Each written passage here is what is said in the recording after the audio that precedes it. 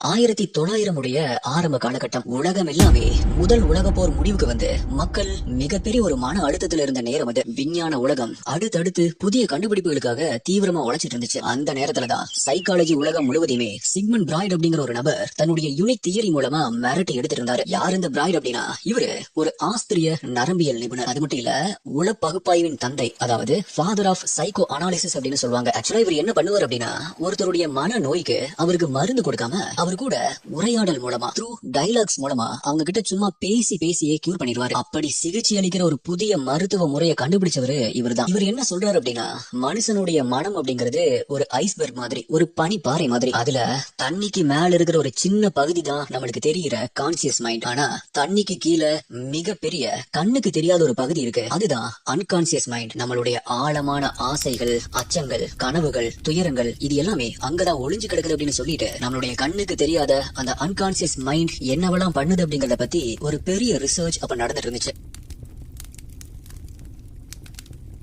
ஆனா அந்த நேரம் பார்த்துதான் டாக்டர் ஜான் பி வாட்சன் அப்படிங்கிற நபர் இன்னொரு புரட்சிய உருவாக்க நினைச்சாரு. தயவு செஞ்சு போதும், கண்ணுக்கு தெரியாத ஆன்மாவை, கனவுகளை, எமோஷன்ஸ் ஆராய்ச்சி பண்றதை நிறுத்துங்க, அதெல்லாம் நமக்கு தேவையே இல்ல அப்படின்னு காட்டமா விமர்சிக்க ஆரம்பிச்சாரு. அவர் என்ன சொன்னாரு தெரியுமா? சைக்காலஜி ஒரு உண்மையான சயின்ஸா மாறணும் அப்படின்னா அது நம்ம கண்ணால பார்க்கக்கூடிய, அதாவது நம்ம மெஷர் பண்ணக்கூடிய அப்சர்வபிள் பிஹேவியரை மட்டும் தான் பேசணும். ஒரு மனுஷன் எப்படி நடந்துக்கிறான், ஏன் இப்படி நடந்துக்கிறான், இதை மட்டும் தான் நம்மளால மெஷர் பண்ண முடியும். சோ இதை பத்தி தான் நம்ம ஆராய்ச்சி பண்ணணும் அப்படின்னு பேச ஆரம்பிச்சாரு. ஆக்சுவலா இதுதான் பிஹேவியரிசத்துடைய ஆரம்பம் அப்படின்னு சொல்லப்படுது. அது மட்டும் இல்ல, அவரு இந்த உலகத்துக்கு ஒரு மிகப்பெரிய சவால் விட்டாரு. எனக்கு ஒரு டஜன் ஹெல்த்தியான குழந்தைகளை கொடுங்க, நான் நினைச்சேன் அப்படின்னா அவங்கள டாக்டர், வக்கீல், திருடன், ஏன் ஒரு கொலைகாரனா கூட மாத்தி காட்ட முடியும். இந்த உலகமே அவரை திரும்பி பார்க்க வைக்கிற மாதிரியான ஒரு மிகப்பெரிய சவாலை விட்டாரு. இந்த ஒரு சவால் தான் அவரை லிட்டில் ஆல்பர்ட்டை தேட வச்சது.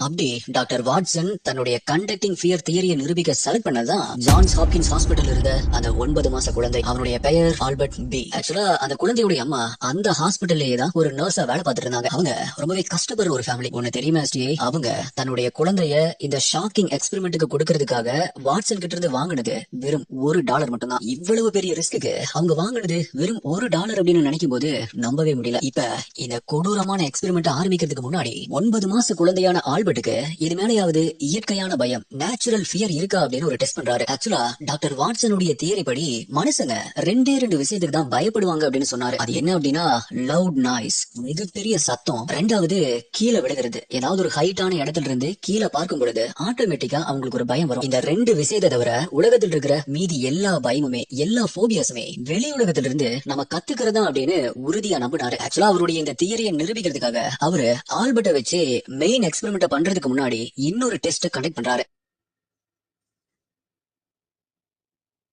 அது என்ன அப்படின்னா, 9 மாச குழந்தையான ஆல்பர்ட்டுக்கு முன்னாடி ஒரு ஒயிட் ராட், வெள்ளை கலர் எலிய, ஒரு சின்ன நாய்க்குட்டிய, ஒரு ஃபர் கோட்டை, தீ எரிஞ்சிட்டு இருக்கிற மாதிரி ஒரு மாஸ்க் அப்படின்னு இது எல்லாத்தையுமே ஒவ்வொன்னா காட்ட ஆரம்பிக்கிறாரு. இதை எல்லாத்தையுமே பார்த்த அந்த 9 மாத குழந்தையான ஆல்பர்ட் கொஞ்சம் கூட பயப்படல. ஃபர்ஸ்ட் டைம் பார்க்கும் பொழுது சும்மா அதை ஆச்சரியமா பார்த்துட்டு மட்டும் தான் இருந்தான், எந்த ஒரு ரியாக்ஷனுமே கொடுக்கல. பட் அந்த வெள்ளை எலி கொஞ்ச நேரம் கழிச்சு அவன் கிட்ட வந்து அவன் மேல ஏறும் பொழுது சிரிக்க ஆரம்பிக்கிறான். அவனுக்கு இப்ப அந்த எது மேலேயுமே பயமே இல்ல. அவனுடைய மைண்டுக்குள்ள அந்த பிளாங்க் ஸ்லேட் மட்டும் தான் இருந்துச்சு. பிளாங்க் ஸ்டேட் இல்ல, பிளாங்க் ஸ்லேட். ஆக்சுவலா அந்த பிளாங்க் ஸ்லேட்டுடைய கான்செப்ட் என்ன அப்படின்னா, மனுஷங்க பிறக்கும் பொழுது அவங்களுடைய மூளைக்குள்ள எந்த ஒரு அறிவோ, பழக்க வழக்கமோ, இல்ல எந்த ஒரு உணர்ச்சிகளோ, பயம், கோபம், இந்த மாதிரி எதுவுமே முன்கூட்டியே இருக்காது. ஒரு குழந்தை பிறக்குது அப்படின்னா ஒரு வெள்ளையான பேப்பர் எப்படி இருக்கு, அந்த மாதிரி ஒரு காலியான காகிதம் மாதிரி தான் பிறக்குது அப்படின்னு அர்த்தம். அதுக்கப்புறமா அந்த குழந்தை வளரும் போது அது பாக்குற விஷயங்கள், அந்த குழந்தை அனுபவிக்கிற சம்பவங்கள், அதிலிருந்து அந்த குழந்தை கத்துக்கிற விஷயங்கள், அந்த குழந்தையுடைய சுற்றுப்புற சூழல், இதுதான் அந்த வெள்ளை காகிதத்துல ஒவ்வொரு விஷயமா எழுதுற மாதிரி அந்த மூளையில பதிய ஆரம்பிக்கும். சோ டாக்டர் வாட்சன் என்ன நம்பினார் அப்படின்னா,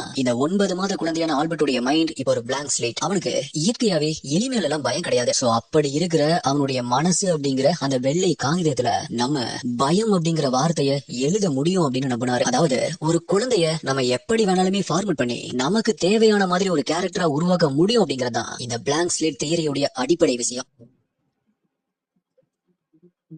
ஆக்சுவலா அதனாலதான் வாட்சன் சொல்லியிருப்பாரு, என்கிட்ட ஒரு குழந்தைய கொடுங்க, அவனுடைய மைண்ட் ஒரு பிளாங்க் ஸ்லேட்டா இருக்கிறப்ப நான் அவனை எப்படி வேணாலுமே மாத்துவேன் அப்படின்னு சொல்லியிருப்பாரு. சோ இப்ப இந்த 9 மாத குழந்தையான ஆல்பர்ட்டை பொறுத்த வரைக்கும் இந்த ஒயிட் ராட், இந்த வெள்ளை எலி வெறும் ஒரு ஃபர்டாய் அவ்வளவுதான். அதாவது வெள்ளை கலர்ல புசு புசுன்னு முடி இருக்கிற ஒரு சின்ன பொம்மை மாதிரி தான் அவனுடைய கண்ணுக்கு தெரியும். இதுதான் சைக்காலஜில நியூட்ரல் ஸ்டிமுலஸ் அப்படின்னு சொல்லுவாங்க. நியூட்ரல் ஸ்டிமுலஸ் அப்படின்னா ரொம்பவே சிம்பிள். ஒரு விஷயம் அல்லது ஒரு பொருளை நம்ம முதலா பார்க்கும் போதோ இல்ல கேட்கும் போதோ நம்மளுடைய மனசுல எந்த ஒரு குறிப்பிட்ட ரியாக்ஷனுமே வராது. அதாவது அந்த விஷயம் நம்மளுக்கு எந்த ஒரு எமோஷனையுமே தராது. அதுதான் நியூட்ரல் ஸ்டிமுலஸ். ஆனா டாக்டர் வாட்சன் அந்த ரூம்குள்ள ஆல்பர்ட்டுக்கு கொஞ்சமுமே தெரியாத ஒரு பயங்கரமான ரகசிய ஆயுதத்தை, ஒரு சீக்ரெட்டான வெப்பனை ரெடி பண்ணி மறைச்சு வச்சிருந்தாரு. வாட்சனுடைய தியரி படி எந்த ஒரு பயமுமே இல்லாம இருக்கிற அந்த பிளாங்க் ஸ்லேட்ல அந்த குழந்தையுடைய மனசுக்குள்ள பயத்தை நிரந்தரமா எழுதுறதுக்கு வாட்சன் ரெடி ஆகுறாரு.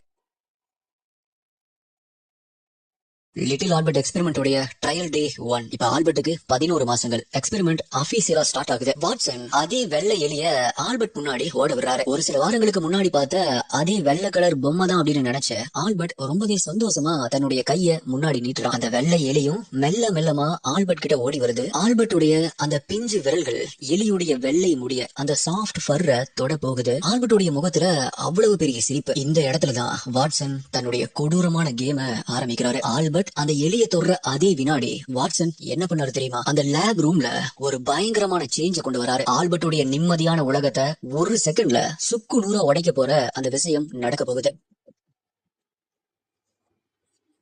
ஆல்பர்ட் தன்னுடைய பிஞ்சு கையால அந்த எலிய தொடுற அதே செகண்ட் சடனா பின்னாடி இருந்து காதை கிழிக்கிற மாதிரியான ஒரு பயங்கரமான சத்தம். டாக்டர் வாட்சன் ஒரு பெரிய இரும்பு ராடால இன்னொரு பெரிய இரும்பு பிளேட்டை ஓங்கி அடிக்கிறாரு. ஆக்சுவலா அந்த சத்தம் எப்படி இருந்துச்சு அப்படின்னா, அந்த அமைதியான ரூம்ல திடீர்னு ஒரு வெடி வெடிச்சா எப்படி இருக்குமோ அப்படி இருந்துச்சு. அப்படி அந்த சத்தத்தை கேட்ட உடனே ஆல்பர்ட் அப்படியே உறைஞ்சு போயிடுறான். ஒரு நிமிஷம் அவனுக்கு என்ன நடக்குது அப்படின்னு புரியல. பயத்துல துடிக்க ஆரம்பிக்கிறான். அவனுடைய உதடுகள் எல்லாம் நடுங்க ஆரம்பிக்குது. ஆல்பர்ட்டுடைய மூச்சு திணற ஆரம்பிக்குது. அவனுடைய சின்ன இதயம் எவ்வளவு வேகமா துடிச்சிருக்கும் அப்படின்னு கொஞ்சம் யோசிச்சு பாருங்க. 11 மாத குழந்தையான ஆல்பர்ட் தன்னுடைய லிப்ஸ இறுக்கமா பிடிச்சுக்கிட்டு மூச்சு கூட விட முடியாம விக்கி விக்கி அழுக ஆரம்பிக்கிறான். அவன் அப்படி சும்மா அழுகல, பயத்தோடைய உச்ச கட்டத்துல அவனுடைய கை கால் எல்லாமே நடுங்க ஆரம்பிக்குது. தரையில உட்கார்ந்துட்டு இருந்த ஆல்பர்ட் அப்படியே தரைய பார்த்தபடி முன்னாடி குப்புற விழுகிறான். தன்னுடைய முகத்தை தரையில வச்சு அழுத்தி அந்த சத்தத்துல இருந்து தப்பிக்கிறதுக்கு பாக்குறான். ஆனா அந்த லேப் ரூம் முழுக்கவே அந்த சத்தம் எதிரொலிச்சுக்கிட்டே இருக்கு. இப்படி 11 மாத குழந்தையான ஆல்பர்ட் கதறி அழுகிறத பார்த்த வாட்சன் பதறல. அதுக்கு அப்படியே மாறா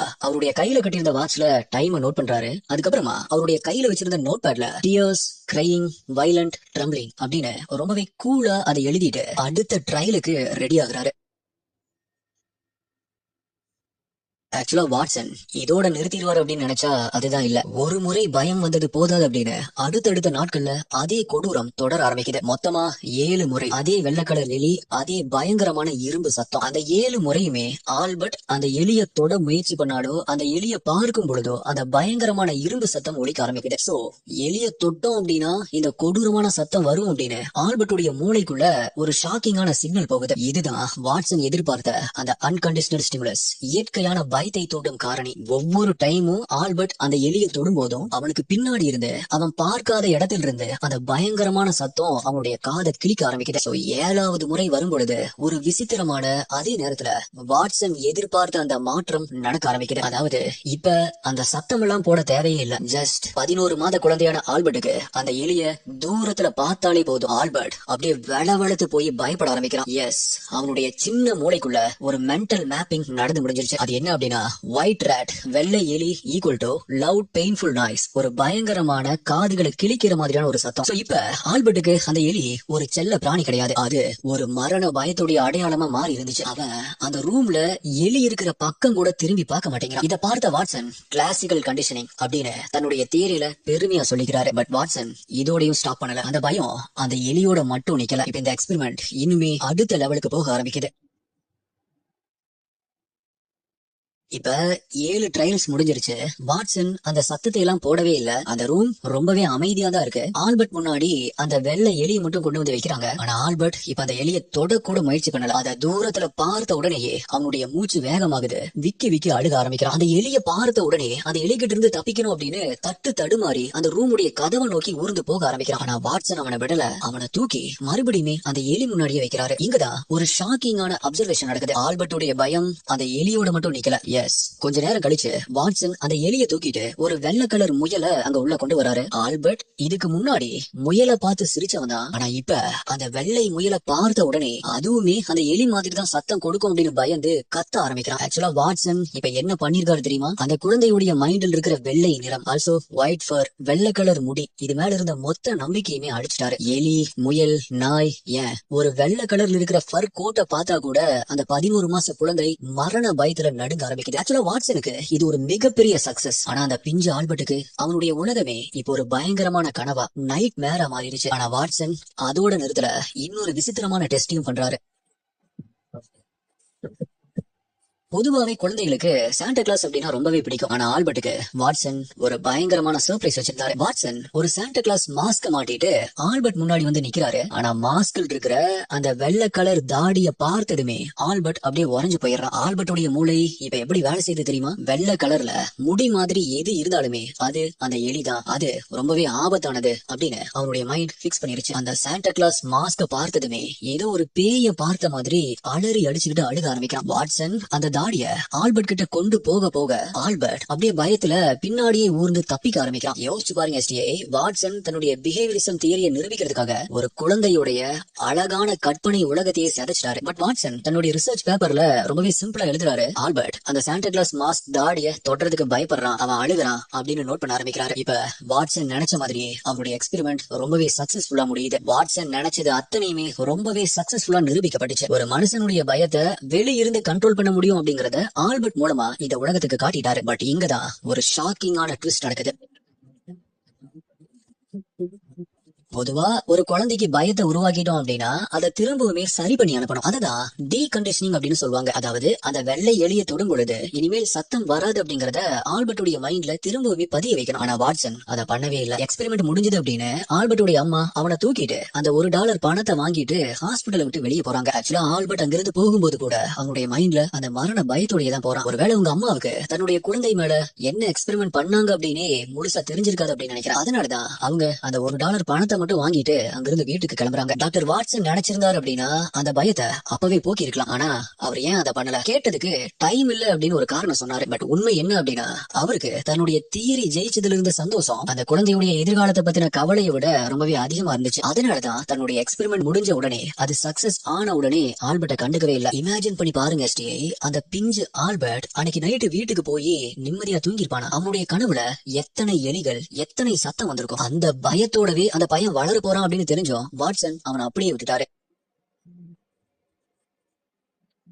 இப்படி இந்த எக்ஸ்பெரிமெண்ட் முடிஞ்சு பல வருடங்கள் வரைக்குமே அந்த பையன் ஆல்பர்ட் என்ன ஆனா அப்படிங்கிற மர்மம் யாருக்குமே தெரியல. இப்படி ஒரு எக்ஸ்பெரிமெண்ட் நடந்து முடிஞ்சிருக்கு அப்படிங்கிறது தெரிஞ்சு சைக்காலஜி உலகமே அவனை தேட ஆரம்பிச்சது. பட் அங்கதான் ஒரு மிகப்பெரிய அதிர்ச்சி காத்துட்டு இருந்துச்சு. 2009, அதாவது இந்த எக்ஸ்பெரிமெண்ட் நடந்து கிட்டத்தட்ட 90 வருஷத்துக்கு அப்புறமா சில ஆராய்ச்சியாளர்கள் ஆல்பர்ட்டுடைய உண்மையான அடையாளத்தை கண்டுபிடிச்சாங்க. அந்த பையனுடைய உண்மையான பெயர், அதாவது ஆல்பர்ட் பி உடைய உண்மையான பெயர் டக்ளஸ் மெரிட். ஆனா சோகம் என்ன தெரியுமா எஸ்டிஏ, அந்த பையன் வளர்ந்து பெரிய ஆளாகவே இல்ல. எஸ், அந்த பிஞ்சு குழந்தை தன்னுடைய 6வது வயசுலயே இறந்து போயிருக்கான். அவனுக்கு ஹைட்ரோசெஃபலஸ் அப்படிங்கிற மூளை சம்பந்தப்பட்ட ஒரு நோய் இருந்திருக்கு அப்படிங்கிறது கண்டுபிடிக்கப்பட்டுச்சு. இங்கதான் வாட்சன் மேல இருக்கிற கோபம் இன்னுமே அதிகமாகுது. ஆக்சுவலா வாட்சன் தன்னுடைய ரிசர்ச் பேப்பர்ல ஆல்பர்ட் ஒரு ஹெல்த்தி அண்ட் நார்மலான குழந்தை அப்படின்னு மென்ஷன் பண்ணியிருந்தாரு. ஆனா இந்த விஷயம் தெரிய வந்தப்ப வாட்சன் பொய் சொன்னாரா, ஒரு நோயுற்ற குழந்தைய வச்சு இந்த கொடூரமான சோதனையை செஞ்சு மறைச்சிட்டாரா அப்படின்னு கேட்க ஆரம்பிச்சாங்க. யோசிச்சு பாருங்க, அந்த சின்ன பையன் வாழ்ந்த அந்த 6 வருஷமும் அவன் வெள்ளை கலரா இருக்கிற எதையெல்லாம் பார்த்து பயந்துருப்பான். ஒருவேளை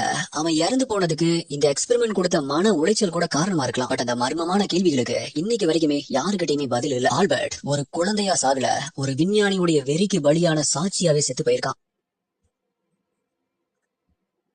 இந்த ஆல்பர்ட் எக்ஸ்பெரிமெண்ட் முடிஞ்சு பல வருஷம் ஆயிருச்சு. ஆனா இன்னைக்குமே சைக்காலஜி படிக்கிற ஒவ்வொரு ஸ்டூடெண்ட்டும் முதல்ல படிக்கிற விஷயம் என்ன செய்யக்கூடாது அப்படிங்கறது. ஆக்சுவலா வாட்சன் ஒரு விஷயத்த கண்டிப்பா இந்த உலகத்துக்கு நிரூபிச்சாரு, மனுஷங்களுடைய பயத்தை நம்ம உருவாக்க முடியும் அப்படின்னு. பட் அவரு ஒரு விஷயத்த மறந்துட்டாரு, அந்த பயம் ஒரு உயிருடைய வாழ்க்கையை சிதைக்கும் அப்படின்னு. ஆக்சுவலா நம்மள சுத்தி இருக்கிற ஒவ்வொருத்தருடைய பயத்துக்கு பின்னாடியும் இப்படி ஏதாவது ஒரு சின்ன வயசு டிராமா கண்டிப்பா இருக்கும். நம்ம யாருக்கு என்ன பயத்தை கொடுக்கறோம் அப்படிங்கறதுல ரொம்பவே கவனமா இருக்கணும். ஏன்னா நம்ம கொடுக்கிற அந்த சின்ன பயம் அவங்களுடைய வாழ்க்கையில ஒரு மிகப்பெரிய தாக்கத்தை ஏற்படுத்தும். ஆக்சுவலா வாட்சன் அவர் சொன்ன தியரி படி இந்த எக்ஸ்பெரிமெண்ட்ல சக்சஸ்ஃபுல்லா ஜெயிச்சிருக்கலாம். ஆனா மனிதாபிமானம் தோத்து போன இடம் தான் இந்த லிட்டில் ஆல்பர்ட் எக்ஸ்பெரிமெண்ட்.